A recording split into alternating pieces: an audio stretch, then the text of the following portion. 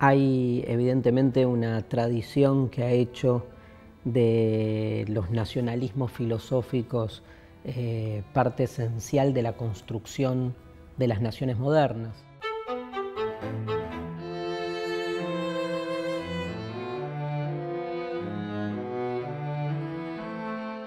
La pregunta obligada hoy es si en un contexto postnacional se puede seguir pensando al pensamiento nacional en los mismos límites con los que se los pensaba el siglo pasado. Parece que, como siempre, el prefijo post viene a provocar, a molestar, a generar una necesidad de repensar qué es hoy una nación y sobre todo cuáles son sus fronteras.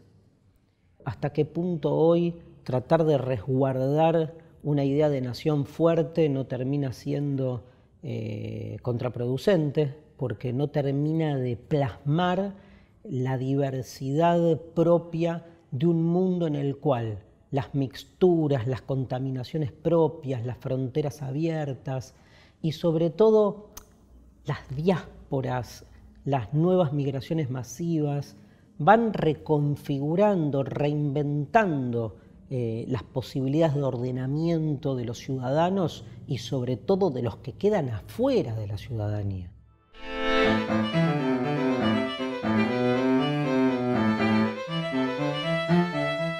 Hoy las naciones han explotado, lo digo un poco exageradamente, pero entendiendo que hay un resquebrajamiento importante, usaría a lo Bátimo la idea de un debilitamiento de las identidades, de las fronteras, que posibilita que hoy el pensamiento sea más fruto de la mixtura que de lo propio.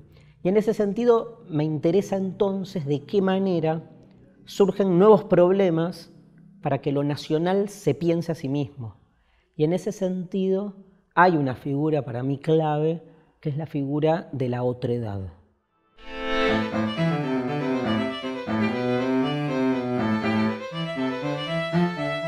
La nación, más que pensarse a sí misma en términos de sus propias limitaciones, podría empezar a pensarse en términos de sus propias exclusiones. ¿Quiénes son sus propios otros? ¿Quiénes son esos otros que la nación excluye? Ya el otro para la nación no es el extranjero. O dicho de otra manera, el extranjero habita en nosotros. El extranjero es el que no tiene identidad, el que no cuaja. No hay que ir a buscarlo afuera. También adentro. Están en nuestras cocinas haciendo las tareas domésticas, están en las obras de construcción, laburando por 2 mangos. Hay un otro interior que rompe la idea de nación como integración porque muestra de algún modo que esa integración sigue sosteniendo y reproduciendo un sistema desigual, frente al cual resulta más que necesario una política del Estado como para poder suturar y repensar de qué modo se incluye a ese otro por fuera de las categorías políticas tradicionales.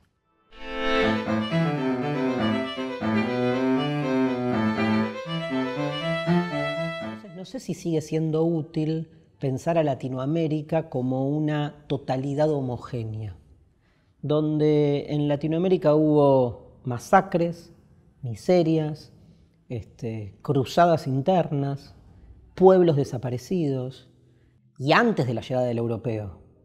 Entonces, la mitificación del pueblo originario como una especie de buen salvaje que está acá siendo desposeído, me parece que no hace más que reproducir esa matriz contra la que nos peleamos.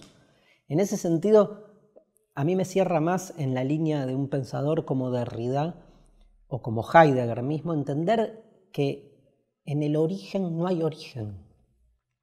O sea que el origen, y de ahí lo originario, es una construcción que hacemos posteriormente para poder darle algún sentido, algún orden a una identidad que si te la tomás en serio y vas a fondo, te encontrás con una cantidad de tensiones, de contradicciones que son insoportables.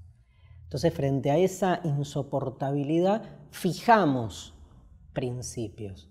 Pero me parece mucho más rico, sobre todo te diría éticamente, en el sentido benjaminiano de una ética de los derrotados, poder realmente redimir no solo a Latinoamérica frente a Europa, sino al interior de Latinoamérica, a todos aquellos pueblos que también han padecido algo que parece a esta altura casi natural del ser humano, ¿no? O por lo menos en uno de sus aspectos, la violencia.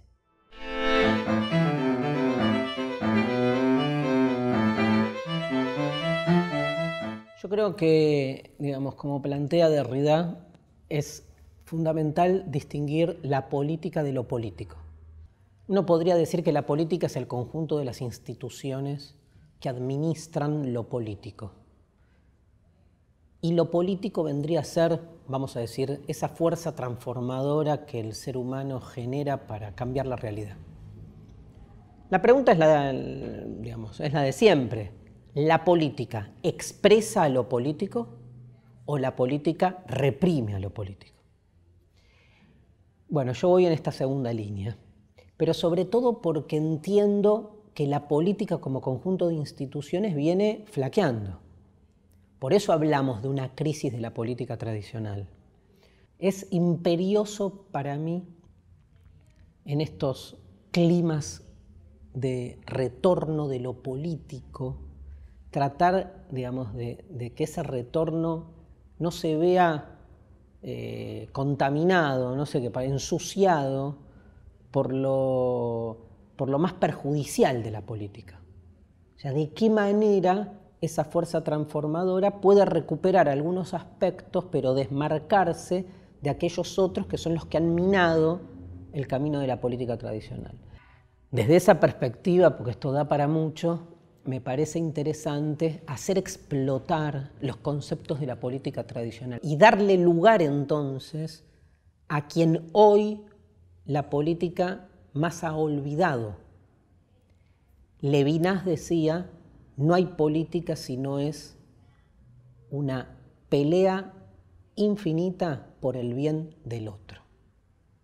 Si uno toma las formas en que pensamos o se hace la política y lo cotejamos con la frase de Levinas, bueno, tenemos un gran problema.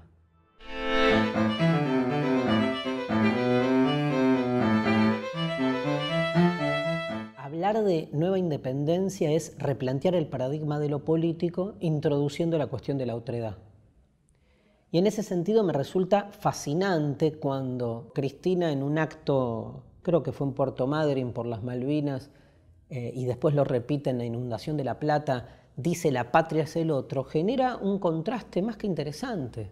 Digo, a ver, patria y otro son conceptos antinómicos, porque patria es lo propio, y lo contrario a lo propio es el otro. ¿Cómo puede alguien decir la patria es el otro si la patria es justamente lo no otro, lo propio, lo de nosotros? Evidentemente esa frase reconfigura la idea, primero, de qué es la patria, y segundo, te obliga a repensar de qué manera uno está pensando la otredad. Está claro que en esa frase la presidenta estaba yendo por otro lado, estaba hablando de que hay una obligación del Estado Nacional para con los más desposeídos. Pero de alguna manera nos obliga a repensar cuál es el límite de la patria. Porque la patria es el otro, es también el extranjero. Y es evidenciar que ese extranjero también nos constituye como nación.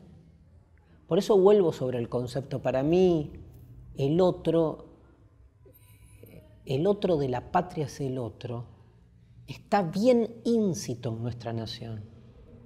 No puedo ni siquiera nombrarlo porque ¿quién es el otro en la Argentina? No tiene nombre.